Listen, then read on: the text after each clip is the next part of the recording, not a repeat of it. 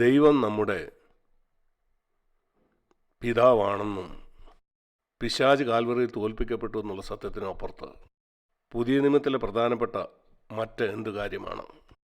അടുത്ത ഏറ്റവും പ്രധാനപ്പെട്ട കാര്യം 2 കൊരിന്ത്യർ 3-ാം അധ്യായത്തിൽ കാണുന്ന ഈ കാര്യമാണ്. 2 കൊരിന്ത്യർ 3-ാം അധ്യായം, എബ്രായ ലേഖനം 8-ാം അധ്യായം ഒരുപോലെയാണ്. ഈ 2 അധ്യായങ്ങളാണ് പഴയ നിയമവും പുതിയ നിയമവും തമ്മിലുള്ള പ്രധാന വ്യത്യാസം എടുത്ത് പറയുന്നത്. പ്രത്യേകിച്ച് 2 കൊരിന്ത്യർ 3-ാം അധ്യായം. ഇവിടെ കാണുന്ന ഒരു കാര്യം 6-ാം വാക്യത്തിൽ, പഴയ നിയമം അതിൻ്റെ അക്ഷരങ്ങൾ കൊല്ലുന്നതായിരുന്നു, എന്നാൽ പുതിയ നിയമത്തിൻ്റെ ആത്മാവ് അത് ജീവിപ്പിക്കുന്നതാണ്. അതിനർത്ഥം ഇതല്ല പഴയ നിയമത്തിൻ്റെ ശുശ്രൂഷ തേജസ് ഇല്ലായിരുന്നു എന്ന്. 7-ാം വാക്യത്തിൽ ആ മരണത്തിൻ്റെ ശുശ്രൂഷയും മഹത്വമുള്ളതായിരുന്നു. കാരണം മോശയുടെ മുഖത്തൊരു തേജസ് ഉണ്ടായിരുന്നു, എന്നാൽ ആ തേജസ് നീങ്ങിപ്പോകുന്ന ഒരു തേജസ്സായിരുന്നു. പഴയ നിയമത്തിലൂടെ നിങ്ങൾക്ക് മഹത്വകരമായ ജീവിതത്തിലേക്ക് വരാൻ കഴിയും, എന്നാൽ കുറേശ്ശെയായിട്ട് ആ തേജസ് മങ്ങിപ്പോകും. നിങ്ങളുടെ ജീവിതത്തിൽ അത് കണ്ടിട്ടുണ്ടോ? നിങ്ങൾ രക്ഷിക്കപ്പെട്ടപ്പോൾ നിങ്ങൾക്ക് വളരെ ഉത്സാഹം ഉണ്ടായിരുന്നു, എന്നാൽ കുറേശ്ശെയായിട്ട് അത് മങ്ങിപ്പോയി. പിന്നെ അത് കുറഞ്ഞു വന്നു. അതാണ് പഴയ നിയമ ജീവിതം. അങ്ങനെയാണോ നിങ്ങൾ ജീവിക്കുന്നത്? നിങ്ങൾ ചിന്തിക്കുന്നു ഇതാണ് പുതിയ നിയമമെന്ന്, എന്നാൽ അതല്ല സത്യം. പഴയ നിയമത്തിലെ ജീവിതം 7-ാം വാക്യത്തിൽ പറയുന്ന പോലെ കുറഞ്ഞു വരുന്നതാണ്. പുതിയ നിയമ ജീവിതം അതിന് നേരെ വിരുദ്ധമായ കാര്യമാണ്. 18-ാം വാക്യത്തിൽ വായിക്കുന്നു, ആ തേജസ്സിന്മേൽ തേജസ് പ്രാപിച്ചുകൊണ്ടിരിക്കുന്നത് ഒരുപോലെ നിൽക്കുന്ന ഒന്നല്ല, അത് വർദ്ധിച്ചു വരും. ഈ തേജസ് നിങ്ങളുടെ ജീവിതത്തിൽ കുറഞ്ഞ് വന്നുകൊണ്ടിരുന്നാൽ നിങ്ങൾ അപ്പോൾ തന്നെ നിങ്ങളോട് പറയണം, നിങ്ങളുടെ ബുദ്ധിയിൽ നിങ്ങൾ എന്തൊക്കെ വിശ്വസിച്ചോ എന്തൊക്കെ മനസ്സിലാക്കിയോ ഞാൻ പഴയ നിയമത്തിനടിയിലാണെന്ന് പറയണം. കുറച്ചു കാലം മുമ്പ് നിങ്ങൾ അങ്ങനെ അല്ലായിരിക്കാം, എന്നാൽ നിങ്ങൾ തിരിഞ്ഞ് പഴയ നിയമത്തിലേക്ക് പോയി. നിങ്ങൾ ഒരേ നിലയിൽ നിൽക്കുകയാണെങ്കിലും നിങ്ങൾ പഴയ നിയമത്തിൻ്റെ അടിയിലാണ്. ഓ ശരി, നിങ്ങൾ പറയാണ് 1 കൊല്ലം മുമ്പ് ഞാൻ അങ്ങനെ ആയിരുന്നു, അങ്ങനെ തന്നെയാണ് നിങ്ങൾ ഇന്നും പഴയ നിയമത്തിൽ തന്നെയാണ്. നിശ്ചയമാണ്, ഒരു സംശയവുമില്ല.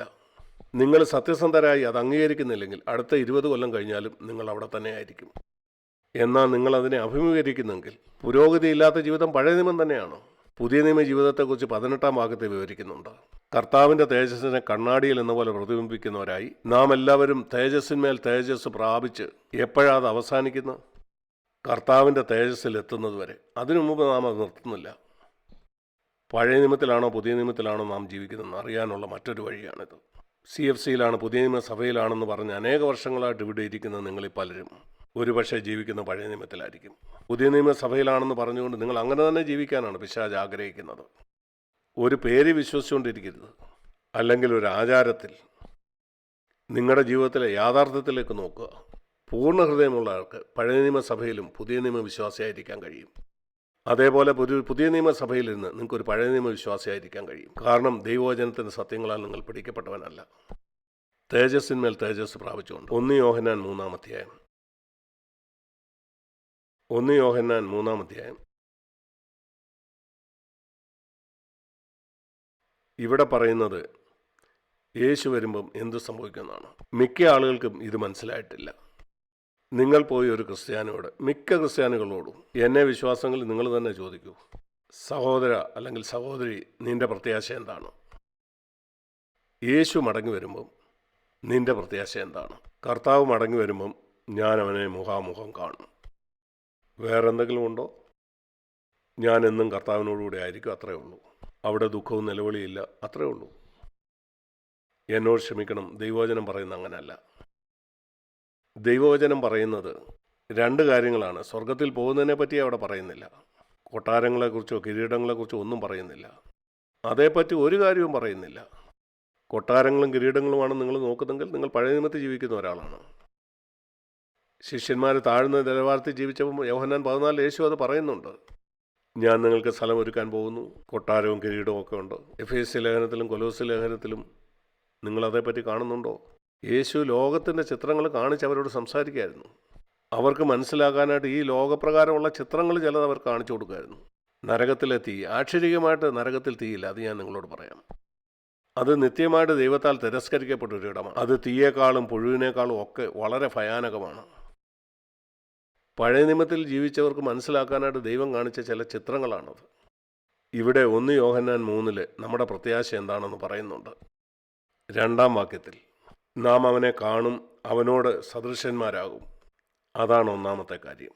നാം അവനെ കാണുന്നതുകൊണ്ട് അവനോട് സദൃശന്മാരാകും. എന്താണ് നമ്മുടെ പ്രത്യാശ? ഞാൻ അവനെ കാണുമെന്ന് മാത്രമല്ല, ഞാൻ അവനെ കാണുകയും അവനോട് സദൃശനാകുകയും ചെയ്യും. ഇത് നിങ്ങൾ എപ്പോഴും ഓർത്തിരിക്കുക. നിങ്ങൾക്ക് ശരിയായ അർത്ഥം മനസ്സിലാക്കണം. അതിനർത്ഥം നിങ്ങളത് അന്വേഷിക്കുമെന്നല്ല. ഇത് നിങ്ങളുടെ യഥാർത്ഥ ആഗ്രഹമാണെങ്കിൽ അടുത്ത കാര്യം എന്താണെന്ന് നിങ്ങൾ കണ്ടെത്തും. ഈ രണ്ട് പ്രത്യാശയും നിങ്ങൾക്കുണ്ടെങ്കിൽ, ഞാൻ പറയട്ടെ, മിക്ക ക്രിസ്ത്യാനികൾക്കും ഈ രണ്ട് പ്രത്യാശയുമില്ല. അവരുടെ ഒരേ പ്രത്യാശ കർത്താവ് മടങ്ങി വരുമെന്നുള്ളതാണ്. അതുകൊണ്ട് ഞാൻ എൻ്റെ മനസ്സാക്ഷി ശുദ്ധമായി സൂക്ഷിക്കും. എല്ലാവരോടും ഞാൻ ക്ഷമിക്കും. ഞാൻ ക്ഷമ ചോദിക്കും. അത്രയേ ഉള്ളൂ. അല്ല, ഇത് രണ്ടും പ്രത്യാശിക്കുന്ന എല്ലാവരും ക്രിസ്തുവിൻ്റെ നിർമ്മലതയിൽ എത്തുവോളം അവർ തങ്ങളെ തന്നെ നിർമ്മലീകരിച്ചു കൊണ്ടേയിരിക്കും. 1 യോഹന്നാൻ 3:3. നിങ്ങളിത് ചെയ്യുന്നില്ലെങ്കിൽ ഈ പ്രത്യാശ നിങ്ങൾക്കില്ല. വളരെ വ്യക്തമായിട്ട് നിങ്ങളോട് പറയാൻ ആഗ്രഹിക്കുന്നു. നിങ്ങളെ സന്തോഷിപ്പിക്കാനായിട്ട് ചില കാര്യം പറഞ്ഞ് ദൈവം നിങ്ങൾക്ക് വെച്ചിരിക്കുന്നു. ആ കാര്യം നിങ്ങൾക്ക് നഷ്ടപ്പെട്ടതെന്ന് ഞാൻ ആഗ്രഹിക്കുന്നു. നിങ്ങളെ വിളിച്ചിരിക്കുന്ന ഉന്നതമായ വിളിയിൽ നിന്ന് നിങ്ങൾ തെന്നിപ്പോരുതെന്ന് ഞാൻ ആഗ്രഹിക്കുന്നു. അത് നിങ്ങൾക്ക് നഷ്ടപ്പെടരുതെന്ന് ആഗ്രഹിച്ചുകൊണ്ടാണ് ഞാൻ പറയുന്നത്. അതുകൊണ്ടാണ് ശക്തമായിട്ട് സംസാരിക്കാനായിട്ട് ഞാൻ മടിക്കാത്തത്. ഞാൻ സ്നേഹത്തിൽ നിങ്ങളോട് സത്യം സംസാരിക്കുകയാണ്. ഈ പ്രത്യാശയുള്ള ഏവനും തന്നെ തന്നെ നിർമ്മലീകരിച്ചു കൊണ്ടിരിക്കും. എങ്ങനെ എനിക്ക് എന്നെ നിർമ്മലീകരിക്കാൻ കഴിയും? നാം അത് 2 കൊരിന്ത്യർ 3 കാണുന്നുണ്ട്. 18-ാം വാക്യത്തിലാണത്. യേശുവിൻ്റെ തേജസ് കാണിച്ചു തരാൻ പരിശുദ്ധാത്മാവിനെ ഞാൻ അനുവദിക്കണം. ഒരു കണ്ണാടിയിലൂടെ. ഈ കണ്ണാടി ദൈവവചനമാണെന്ന് യാക്കോബ് 1:22 മുതൽ 25 വരെ നാം വായിക്കുന്നു. ദൈവത്തിൻ്റെ വചനം ഒരു കണ്ണാടിയാണ്. ആ കണ്ണാടിയിൽ ഞാൻ നോക്കുമ്പോൾ ഒരു പ്രസംഗം പറയാനാണ് അനേകരും ദൈവവചനമാകുന്ന ഈ കണ്ണാടിയെ നോക്കുന്നത്. ഈ സ്വാർത്ഥരായിട്ടുള്ള പ്രസംഗകരെ, അവർക്ക് മാനം കിട്ടാൻ വേണ്ടിയാണ് ഇതിലൊരു സന്ദേശം തപ്പുന്നത്. അവർ യൂട്യൂബ് കേൾക്കും, മറ്റ് പല പ്രസംഗങ്ങളും കേൾക്കും, ബുക്കുകൾ വായിക്കും. അങ്ങനെ സന്ദേശം എന്തിനു വേണ്ടിയാണത്? അത് ആളുകളെ യേശുവിലേക്ക് നടത്താനല്ല, തങ്ങളുടെ തന്നെ മഹത്വത്തിന് വേണ്ടിയാണ്. നിങ്ങൾക്ക് മനസ്സിലായ ഞാൻ എന്തൊരു വലിയ പ്രസംഗകനാണെന്ന്? ഞാൻ അവരെ വിധിക്കുന്നില്ല. ഞാനും ഒരു കാലത്ത് അങ്ങനെ തന്നെയായിരുന്നു. ഞാൻ പ്രസംഗം തുടങ്ങിയ സമയത്ത് ആളുകൾ എന്നെക്കുറിച്ച് എന്ത് ചിന്തിക്കുമെന്ന് എനിക്ക് ചിന്തയുണ്ടായിരുന്നു. അവരിൽ മതിപ്പുളവാക്കാൻ കഴിയുമോ? വർഷങ്ങൾക്ക് മുമ്പ് തന്നെ ഞാനത് വിട്ടുകളഞ്ഞു. ഞാൻ പറയട്ടെ, ഞാൻ 10ാം ക്ലാസ്സിലല്ല പഠിത്തം തുടങ്ങിയത്. ഞാൻ നഴ്സറിയിൽ നിന്നാണ് പഠിക്കാൻ തുടങ്ങിയത്. നമ്മളെല്ലാവരും നമുക്ക് ക്രിസ്ത്യ ജീവിതത്തിൻ്റെ ABCD അറിയത്തില്ലായിരുന്നു. എന്നാൽ നാം എന്നും അവിടെ തന്നെ ആയിരിക്കരുത്. ക്രിസ്ത്യ ജീവിതത്തിൽ 4-5 വർഷം കഴിഞ്ഞ ശേഷവും നിങ്ങൾ മാനം അന്വേഷിച്ചുകൊണ്ടിരിക്കരുത്. സഹോദര, നഴ്സറിയിൽ നിന്ന് നിനക്ക് മുന്നോട്ട് പോകണ്ടേ? ഞാനതിൽ നിന്ന് പുറത്തു വന്നു. അതുകൊണ്ട് ദൈവവചനമാകുന്ന ഈ കണ്ണാടിയിൽ നമ്മൾ നോക്കുമ്പോൾ അതൊരു ഉപദേശം ലഭിക്കാൻ വേണ്ടി പോലും ആയിരിക്കരുത്. യേശു ക്രിസ്തുവിൻ്റെ തേജസ് കാണുവാൻ വേണ്ടി ആയിരിക്കണം. നിങ്ങളത് കണ്ടിട്ടുണ്ടോ? നമ്മുടെ മുഖത്തു നിന്ന് ആ മൂടുപടം മാറിയിട്ട്, ഈ മൂടുപടം കാരണമായിരുന്നു പഴയ നിയമത്തിലുള്ളവർക്ക് ദൈവത്തിൻ്റെ തേജസ് കാണാൻ കഴിയാതിരുന്നു. നാം ദൈവവചനത്തിലൂടെ യേശുവിൻ്റെ തേജസ് കാണണം. പരിശുദ്ധാത്മാവ് അത് കാണിക്കും. പഴയ നിയമത്തിൽ പരിശുദ്ധാത്മാവ് അവർക്ക് ന്യായപ്രമാണമാണ് കാണിച്ചത്. നീ കൊല്ലരുത്, നീ വ്യഭിചാരം ചെയ്യരുത്, നീ വിഗ്രഹങ്ങളെ ആരാധിക്കരുത്, ശബത്ത് ആചരിക്കണം, ദശാംശം കൊടുക്കണം. ഇന്നും ആളുകൾ ഇത് തന്നെയാണ് പറയുന്നത്. എന്നാൽ ഇന്ന് എനിക്ക് ആ പ്രമാണങ്ങളുടെ ആവശ്യമില്ല. എന്തുകൊണ്ടാണെന്ന് ഞാൻ പറയാം. കാരണം ഞാൻ യേശുവിനെ കാണുന്നു എപ്പോഴും എൻ്റെ മുമ്പിൽ. എങ്ങനെ എനിക്ക് വ്യഭിചാരം കഴിയും? വ്യഭിചാരം ചെയ്യുന്ന വിട്ടുകളെ, ഒരു സ്ത്രീയെ മോഹിക്കാൻ എനിക്ക് എങ്ങനെ കഴിയും? ഞാൻ എൻ്റെ ഭാര്യയോട് സംസാരിക്കും. കർത്താവ് എൻ്റെ മുമ്പിൽ നിൽക്കുകയാണ്. അപ്പം എങ്ങനെ എനിക്ക് എൻ്റെ ഭാര്യയോട് കോപിക്കാൻ കഴിയും? നിനക്ക് നിൻ്റെ ഭാര്യയ്ക്ക് മുമ്പിൽ യേശു നിൽക്കുമ്പോൾ നിനക്കതിന് കഴിയില്ല. ഒരു സഹോദരൻ നിൻ്റെ മുമ്പിൽ നിന്ന് നിനക്ക് നിൻ്റെ ഭാര്യയോട് കോപിക്കാൻ കഴിയുമോ? എന്തുകൊണ്ടാണ് നമ്മൾ അസ്വസ്ഥപ്പെടുകയും കോപിക്കുകയും ചെയ്യുന്നത്? ഞാൻ പറയാൻ അതിന് കാരണം യേശുവിൻ്റെ സാന്നിധ്യം അനുഭവിക്കാത്തതുകൊണ്ടാണ്. അവൻ്റെ മഹത്വം നാം കാണാത്തതുകൊണ്ടാണ്. ഇത് പുതിയ നിയമത്തിൻ്റെ മഹത്തരമായൊരു കാര്യമാണ്. യേശുവിൻ്റെ തേജസ് ഇന്ന് എനിക്ക് എപ്പോഴും എൻ്റെ മുന്നിൽ കാണാൻ കഴിയും. നാം അനേക നാൾ അന്ധരായി ജീവിച്ചുകൊണ്ട് അവിടെ എത്താൻ നമുക്ക് സമയമെടുക്കുമായിരിക്കും. യേശു ഒരു കുരുടനെ തൊട്ടതുപോലെ ഒരുപക്ഷെ രണ്ടാമത് നമുക്കൊരു തൊടൽ ആവശ്യമായിരിക്കാം. കാരണം വൃക്ഷവും മനുഷ്യനും തമ്മിൽ അവന് തിരിച്ചറിയാനായിട്ട് കഴിയുമായിരുന്നില്ല. അത് ശരിയാണ്. നാം എന്താണ് ഉപയോഗിക്കേണ്ടത്, എന്താണ് സ്നേഹിക്കേണ്ടത്, ഇത് തമ്മിൽ നമുക്ക് തിരിച്ചറിയാൻ കഴിയുന്നില്ലായിരിക്കാം. ദൈവം വസ്തുക്കളെ നമുക്ക് ഉപയോഗിക്കാനും അതുപോലെ തന്നെ മനുഷ്യനെ സ്നേഹിക്കാനുമാണ് നൽകിയിരിക്കുന്നത്. എന്നാൽ പിശാച് അതിനെ എല്ലാം തലതിരിച്ചു. ഇപ്പം മനുഷ്യനെ ഉപയോഗിക്കുകയും വസ്തുക്കളെ സ്നേഹിക്കുകയും ചെയ്യുന്നു. നിങ്ങളത് കണ്ടോ? നിങ്ങൾ വസ്തുക്കളെ സ്നേഹിക്കുകയാണോ? പണത്തെയും ലോകത്തിലുള്ള കാര്യത്തെയും സ്നേഹിക്കുന്നു. മനുഷ്യനെ നമ്മൾ ഉപയോഗിക്കുന്നു. എല്ലാം തലതിരിഞ്ഞു. മനുഷ്യനെയും വൃക്ഷത്തെയും തിരിച്ചറിയാൻ കഴിയുന്ന രണ്ടാമത്തെ ഒരു സ്പർശനം നമുക്ക് ആവശ്യമാണ്. ഇതുപോലെ അനേക കാര്യങ്ങൾ നമ്മൾ കാണുന്നില്ല. അതിന് നമ്മൾ യേശുവിനെ കാണണം. അതുകൊണ്ട് പരിശുദ്ധാത്മാവ് വന്ന് വചനത്തിലുള്ള യേശുവിനെ എനിക്ക് വ്യക്തമായിട്ട് കാണിച്ചു തരണം. ദൈവവചനം വായിക്കുന്നത് എനിക്ക് വലിയൊരു അനുഗ്രഹമായിരുന്നു. ഇതുപോലെ ദൈവവചനം വായിക്കാൻ ഞാൻ നിങ്ങളെ ഉത്സാഹിപ്പിക്കുന്നു. വചനത്തിലെ കഥകൾ പഠിക്കാനല്ല നിങ്ങൾ വായിക്കേണ്ടത്. അത് സൺഡേ സ്കൂളിലെ കുഞ്ഞുങ്ങൾക്കോ ശരിയാണ്. മറിച്ച് യേശുവിൻ്റെ തേജസ് എന്താണെന്ന് കാണാനായിരിക്കണം. ഉദാഹരണത്തിന് ഈ കൊച്ചു കാര്യം, ആ കൊടുങ്കാറ്റടിക്കുമ്പോൾ യേശു ഉറങ്ങിയ ആ കാര്യം, അതിൽ നിന്ന് ഞാൻ പല കാര്യങ്ങളും പഠിച്ചു. ഒന്നാമത് അവനൊരു തലവണ വെച്ചാണ് ഉറങ്ങിയത്. അവൻ്റെ മനോഭാവം ഇതല്ലായിരുന്നു, എനിക്ക് തലവണ ആവശ്യമില്ല, ഈ പരിപരുത്ത തലത്തിൽ ഞാൻ എൻ്റെ തല വെച്ച് ഉറങ്ങിക്കോളാം. സൗകര്യപ്രദമായ ഒരു തലവണ വെച്ച് ഉറങ്ങുന്നതിന് അവനൊരു പ്രയാസവും ഇല്ലായിരുന്നു. യേശു ഒരു സന്യാസിയായിരുന്നില്ല. അതാണ് ഞാൻ അവിടെ കാണുന്നത്. മറ്റൊരു കാര്യം, തൻ്റെ ചുറ്റും കൊടുങ്കാറ്റടിക്കുമ്പോഴും അവൻ അസ്വസ്ഥനായിരുന്നില്ല. അവനായിട്ട് കരുതുന്ന ഒരു പിതാവ് അവന് സ്വർഗത്തിലുണ്ടായിരുന്നു. നാം അറിയേണ്ട എത്ര വലിയൊരു സത്യമാണത്. തക്ക സമയത്ത് തൻ്റെ പിതാവ് ആ കൊടുങ്കാറ്റിനെ ശാന്തമാക്കി. ഇങ്ങനെയാണ് യേശുവിൻ്റെ മുഖത്ത് ഞാൻ വചനത്തിൽ കണ്ടെത്തുന്നത്. മറ്റൊരു സമയത്ത് അവന് മറ്റുള്ളവരോടുണ്ടായിരുന്ന കരുണ. പല ദിവസങ്ങളായിട്ട് തൻ്റെ വചനം കേട്ടുകൊണ്ടിരുന്നവരോട്, അവരോട് പണം വാങ്ങാതെ അവർക്ക് ഭക്ഷണം കൊടുത്ത ഒരു യേശു, ഒരിക്കലും ആരും തൊടാഞ്ഞ ആ കുഷ്ഠരോഗികളോട് യേശുവിനുണ്ടായിരുന്ന ആ കാരുണ്യം, അവരെ ആരും തൊടുമായിരുന്നില്ല. അവൻ്റെ ആ കാരുണ്യം അത് കാണുമ്പോൾ ഞാൻ കർത്താവിനോട് പറയും, കർത്താവേ, ഇതാ എനിക്ക് കാണണ്ടേ അങ്ങ് ചെയ്ത അത്ഭുതത്തിനപ്പുറത്ത്. അങ്ങയുടെ ആ കാരുണ്യം എനിക്ക് കിട്ടാനാണ് ഞാൻ ആഗ്രഹിക്കുന്നത്. ഒരു കുഷ്ഠരോഗിയെ സൗഖ്യമാക്കാനുള്ള കഴിവല്ല. നിങ്ങൾക്ക് കർത്താവിനോട് അങ്ങനെ പറയാമോ? ഞാൻ പറയും, കർത്താവേ, എനിക്ക് കുഷ്ഠരോഗിയെ സൗഖ്യമാക്കാനുള്ള വരമല്ല, നിൻ്റെ ആ കാരുണ്യമാണ് എനിക്ക് വേണ്ടിയത്. അങ്ങയുടെ ഇഷ്ടം പോലെ ആരിലൂടെ ഇവരെ സൗഖ്യമാക്കിയാലും.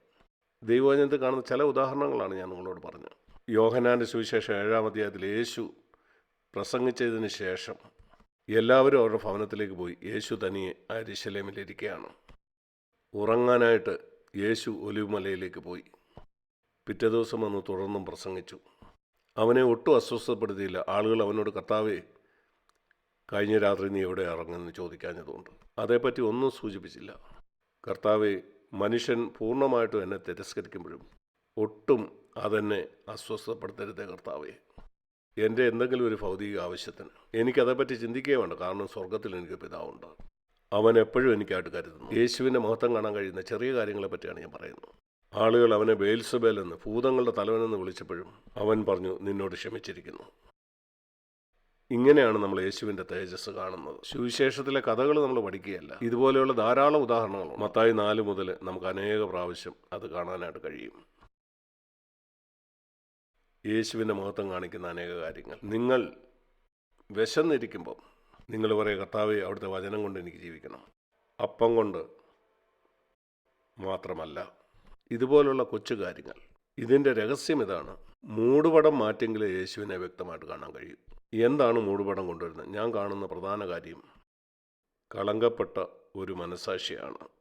ശുദ്ധ മനസാക്ഷിയില്ലെങ്കിൽ എനിക്ക് കർത്താവിനെ കാണാൻ കഴിയില്ല. ഇത് വളരെ പ്രധാനപ്പെട്ടതാണ്. അപ്പോസ്തലനായ പൗലോസ് എന്താണ് പറയുന്നത്? അവൻ്റെ ജീവിതത്തിൽ ഒരു വലിയ രഹസ്യമായിരുന്നു ഇത്. അപ്പോസ്തല പ്രവൃത്തി 24-ാമത്തെ അധ്യായം. പഴയ നിയമത്തിൽ ഇത് സാധ്യമല്ലായിരുന്നു. ദൈവത്തിൻ്റെ ആ നിലവാരത്തിൽ അപ്പോസ്തല പ്രവൃത്തി 23 ഞാൻ ആദ്യം കാണിക്കാം. അതിൻ്റെ 1-ാം വാക്യത്തിൽ പൗലോസ് പറയുകയാണ്, ഞാൻ ഇന്നേ ദിവസത്തോളം കേവലം നല്ല മനസ്സാക്ഷിയോടുകൂടെ ദൈവത്തിന് മുമ്പാകെ നടന്നിരിക്കുന്നു. അതിനർത്ഥം പഴയ നിയമത്തിൽ ഒരു യഹൂദനായി താനൊരു ശിശു ആയിരുന്നപ്പോൾ മുതൽ അവൻ നല്ല മനസ്സാക്ഷിയോടാണ് ജീവിച്ചത്. അതിനർത്ഥം എന്താ? അവൻ 10 കൽപ്പന ആചരിച്ചു. എന്നാൽ അപ്പോസ്തല പ്രവൃത്തി 24-16 അവൻ അതിനെ ഉയർത്തി. അവൻ പുതിയ നിയമത്തെക്കുറിച്ചല്ല പറയുന്നത്. എനിക്ക് ദൈവത്തോടും മനുഷ്യരോടും കുറ്റമില്ലാത്ത ഒരു മനസ്സാക്ഷി എല്ലായ്പ്പോഴും കാത്തു സൂക്ഷിക്കാൻ ഞാൻ ശ്രമിക്കുന്നു. അത് പരിശുദ്ധാത്മാവിൽ കൂടെ മാത്രമേ സാധ്യമാവുകയുള്ളൂ. ഒരു മൂടുപടമില്ലാതെ എല്ലായ്പ്പോഴും ദൈവത്തിന് മുമ്പാകെ ജീവിക്കുക. എൻ്റെ കണ്ണിന് മുമ്പിൽ എനിക്ക് കർത്താവിനെ വ്യക്തമായിട്ട് കാണാം. ഒരു നല്ല മനസ്സാക്ഷിയോട് എനിക്ക് എൻ്റെ പിതാവിനോട് സംസാരിക്കാം. ഇത് നമുക്കെങ്ങനെ സാധിക്കും? എപ്പോഴെങ്കിലും എനിക്ക് മനസ്സിലാകുകയാണ്, എൻ്റെ ചിന്തയിൽ ഞാൻ തെറ്റിപ്പോയിരിക്കുന്നു. എൻ്റെ വാക്കിലോ പ്രവൃത്തിയിലോ മറ്റുള്ളവരോടുള്ള മനോഭാവത്തിലോ എൻ്റെ ലക്ഷ്യത്തിൽ പെട്ടെന്ന് തന്നെ ഞാൻ പറയും, കർത്താവേ, ഞാൻ തെറ്റിപ്പോയി, ക്ഷമിക്കണം. ഞാൻ ഇപ്പം തന്നെ ആ വ്യക്തിയുടെ അടുക്കിലേക്ക് പോകും. ഞാൻ ചെയ്ത് ക്ഷമിക്കണമെന്ന് അവനോട് പറയും. ഞാൻ പറയുന്നത് നിങ്ങൾ കേട്ടിട്ടുണ്ടായിരിക്കും. ഇങ്ങനെ ആയിരിക്കരുത് നിങ്ങളുടെ പാവം നിങ്ങൾ ഏറ്റു പറയേണ്ടത്. നിന്നെ ഞാൻ മുറിപ്പെടുത്തിയെങ്കിൽ എന്നോട് ക്ഷമിക്കണം. അത് എനിക്ക് തോന്നുന്നില്ല ഞാൻ നിന്നെ മുറിപ്പെടുത്തിയത്. ഞാൻ നിന്നെ മുറിപ്പെടുത്തിയെന്ന് ഭോഷനായെന്ന് വിശ്വസിക്കുന്നതിൽ എന്നോട് ക്ഷമിക്കുക. അത് നീ അവനെ അവമാനിക്കുകയാണ്. സത്യസന്ധനായിട്ട് പറയുക, ക്ഷമിക്കണം, ഞാൻ പാപം ചെയ്തു പോയി. അത് ഭാര്യയോടോ ഭർത്താവിനോടോ ആരോട് തന്നെ ആയാലും. നിങ്ങളുടെ മനസാക്ഷി ശുദ്ധമായി സൂക്ഷിക്കുക. എൻ്റെ സഹോദരി സഹോദരന്മാരെ, ഞാൻ പൂർണ്ണമായിട്ട് വിശ്വസിക്കുന്നു, വർഷം കഴിയുന്നതനുസരിച്ച് നിങ്ങൾ കൂടുതൽ ക്രിസ്തുവിനെ പോലെ ആകുന്നില്ലെങ്കിൽ അതിന് ഒരു ഉത്തരമേ ഉള്ളൂ. ദയവായിട്ട് കേൾക്കുക. നീ നിന്റെ മനസാക്ഷി എപ്പോഴും ശുദ്ധമായി സൂക്ഷിക്കുന്നവനല്ല. അവിടെ ഒരു മൂടുപടമുണ്ട്. യേശുവിൻ്റെ തേജസ് നിങ്ങൾ കാണുന്നില്ലെങ്കിൽ അവനെ പോലെ ആകാൻ കഴിയില്ല. ഈ ലഘുകാര്യം നിങ്ങൾ ചെയ്യുക. ഇത് മാത്രമല്ല, ഇതുപോലെ പല കാര്യമുണ്ട്. അതിലൊരു ചെറിയ കാര്യമാണ് ഞാനിപ്പോൾ പറഞ്ഞത്. അപ്പോസ്തല പ്രവൃത്തിയിൽ നാം വായിച്ച പോലെ നല്ല മനസാക്ഷി തുടങ്ങുക. ഞാൻ ശ്രമിക്കുന്നു. നിങ്ങൾക്ക് പറയാൻ കഴിയുമോ ഞാൻ അതിന് ശ്രമിക്കുന്ന ആളാണെന്ന്? ഉന്നത വിദ്യാഭ്യാസത്തിൽ നിങ്ങളുടെ കുഞ്ഞുങ്ങൾ എൻട്രൻസിന് പഠിക്കാൻ പോകുമ്പം നിങ്ങൾ അവരോട് പറയില്ലേ, നിന്റെ പരമാവധി നീ പരിശ്രമിക്കാനായിട്ട്. വെറുതെ കടന്ന് വിശ്രമിക്കരുത്, കഠിനമായിട്ട് അതിനായിട്ട് അധ്വാനിക്കണം. ഇതുപോലെ നല്ല മനസാക്ഷിക്കായിട്ട് എന്താ ശ്രമിക്കാത്തത്?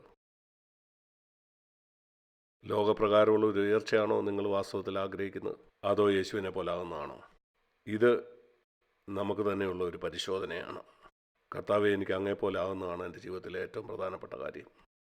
എനിക്ക് അങ്ങേപ്പോലെ ആകണം. അതിന് ഞാൻ എന്നെ തന്നെ നിർമ്മലീകരിച്ചുകൊണ്ടിരിക്കുകയാണ്. അങ്ങേപ്പോലെ ഞാൻ ആകുന്നത് വരെ. അവൻ വരുമ്പം അതത്ര ആശ്ചര്യകരമായിരിക്കും.